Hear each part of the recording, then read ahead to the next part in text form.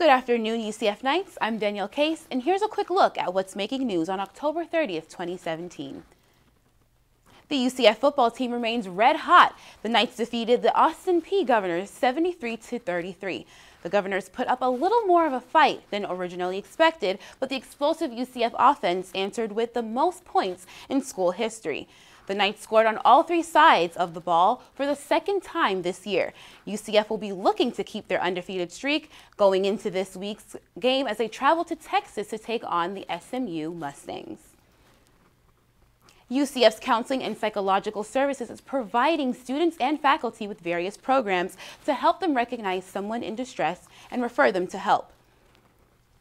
One of UCF's primary programs for suicide prevention is Education QPR Training, which stands for Question, Persuade, and Refer. The class guides students through steps to communicate with someone contemplating self-harm. Dr. Teresa Michelson, the Associate Director for Prevention and Outreach, says 93% of students feel more comfortable talking to someone in distress after completing the program. QPR is offered a couple times per semester at various locations on campus. On-campus programs can reach out to UCF CAPS to request training for any organization or department.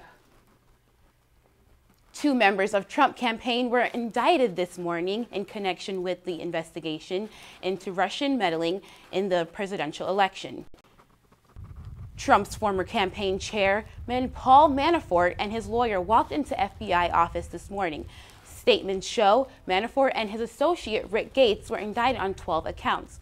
A grand jury approved the charges brought forward by special counsel Robert Mueller, and President Trump tweeted evidence is from years ago and there was no collusion.